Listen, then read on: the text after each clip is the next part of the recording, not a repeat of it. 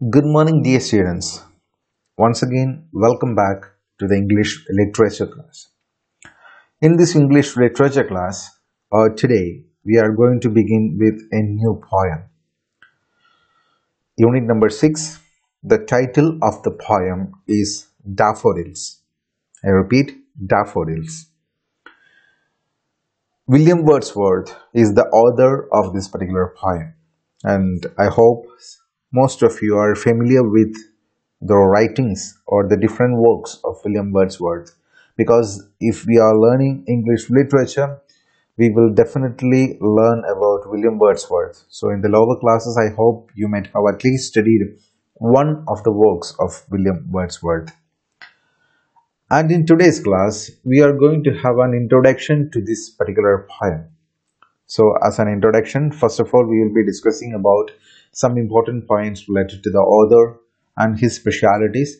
Then we will see some other points related to the poem. So without wasting time, let's move to the class. No study of English literature is complete without a reading of William Wordsworth. No study of English literature is complete without a reading of William Wordsworth. So without studying about William Wordsworth, we cannot study English literature. If we are studying English literature, definitely we have to or we must go through at least one of the writings or the work of William Wordsworth. So without studying about William Wordsworth, English literature is incomplete. Who is perhaps the greatest of the Romantic poets? So in English literature, the entire literature has got divided into different categories, and one is being known as Romantic poets. A group of poets were there who were, so it can be considered something like a culture. Okay, so there was a period of time when English poets who were usually taking this romanticism as a subject matter of their writings. So William Wordsworth, who also was focusing on this particular concept, that is about a romantic poem. So here we are going to study a poem titled Daffodils. It's also a romantic poem. So he is being considered as the greatest of the romantic poets. So he is having such an important position, an important role in the development, in the beautification of English literature, who is perhaps the greatest of the romantic poets. It was he who railed for the use of everyday language, common people, and things in poetry. So the speciality, one of the speciality of his writings, what was that? He used common language and common people and normal things in his poetry. He did not explain much about abstract beauty or abstract things. But what's his speciality? He used common things. He wrote about common people. He used very simple language which even a small kid can understand.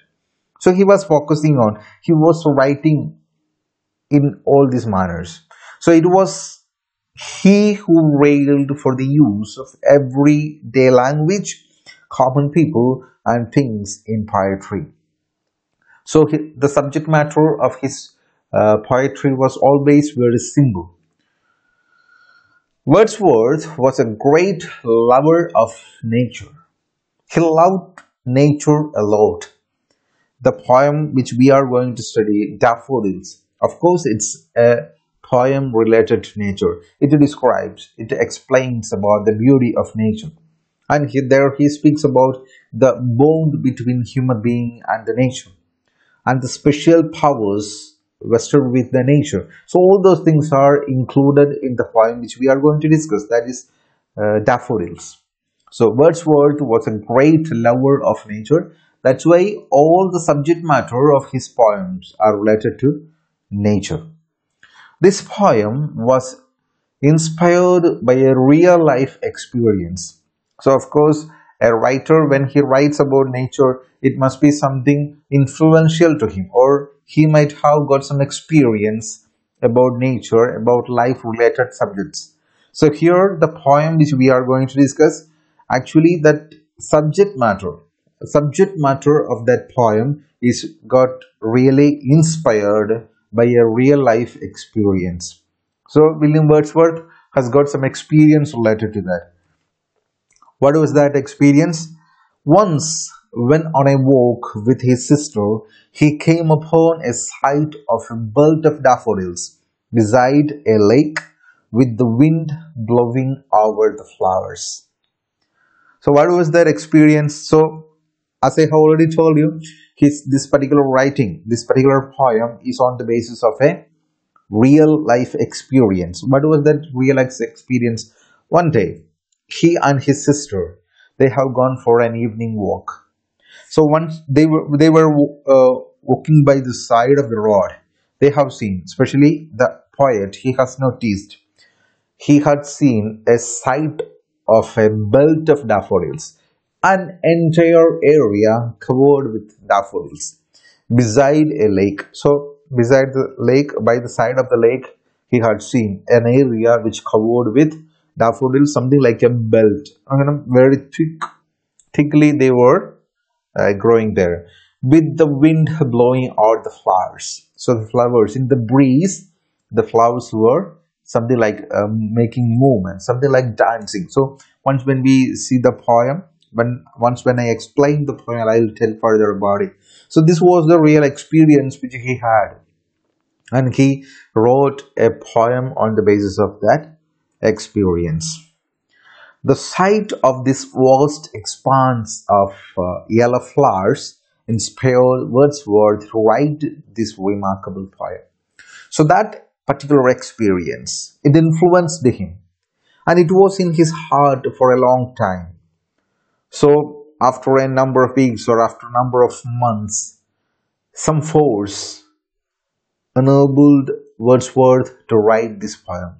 So it was such an inspiring, it was such a touchy experience for him.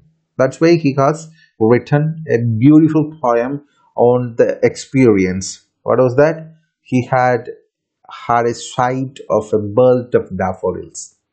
So he wrote this remarkable poem on the basis of that experience.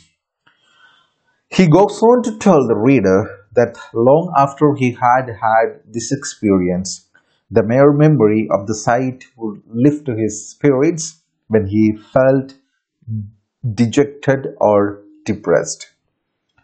So at the end, when we come to the end of the poem, the last stanza of the poem says, the experience which he had, it remains in his memory, and whenever he is in a sad mood or in a depressed mood, it always given him a positive energy. Suppose if he is in a depressed mood or if he is in a sad mood, he will recollect the particular scene which he had seen, the particular scenery which he had seen, the particular experience which he had. So when he recollect that memory, it will cure all his problems, or it will help him to fill with positive energy. So throughout the poem he speaks about it. He goes on to tell the reader. This well-known poem is a praise to the restorative powers of nature. So that's why I have already told you, he is a man who loved nature. That's why all of the topics of his writings are related to nature. So this well-known poem is a praise to the restorative powers of nature. So nature has got such powers, it can heal the problems of human being. Maybe some sights, maybe some experience, maybe a small touch from the nature can cure, heal the problems of human being. That's what this poem is speaking about. So dear students, I hope that you have got some idea about this poem as an introduction to the poem. So with this, I would like to wind up today's class. In the next class, we will be going to discuss about the different literary devices used by the poet to make this poem a beautiful one. So I hope that we will meet again in the next class with the new topic. Still then, I would like to sign off. Thank you.